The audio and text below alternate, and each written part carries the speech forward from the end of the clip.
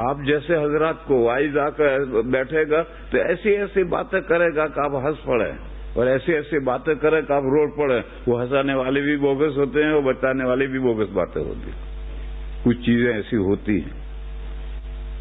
تو ایسے وائزین بھی جو باتیں بتاتے ہیں، ایسی باتیں سنائیں گے کہ آپ ہنسے بغیر رہ نہیں سکتے، اور کبھی ایسی باتیں بتائیں گے کہ آپ روئے بغیر رہ نہیں سکتے۔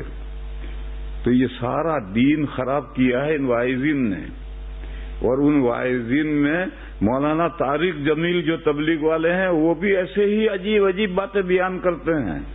بنگلور میں ایک مولانا صاحب نے وہ جو حدیثیں بیان کرتے ہیں ان کے خلاف کتاب لکھی ہے۔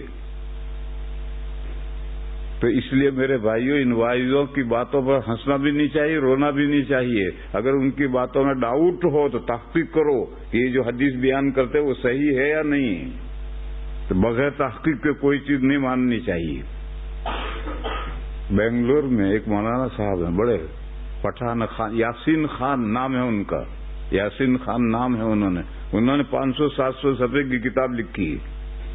اس میں سبھی کے یہ جو پاکستان میں پیر ذوالفقار صاحب پیدا ہوئے ہیں، یہ بڑے بزرگ سمجھے جاتے ہیں، وہ بھی اپنے واعظ کے اندر طرح طرح کی موضوعات، بگڑی ہوئی باتیں بیان کرتے ہیں، تو ان کا بھی تذکرہ ہے۔ اور طارق جمیل صاحب جو عمدی سیدھی باتیں کرتے ہیں ان کا بھی تذکرہ ہے کہ یہ جو حدیث کے نام پر بیان کرتے ہیں یہ گڑی ہوئی بات ہے۔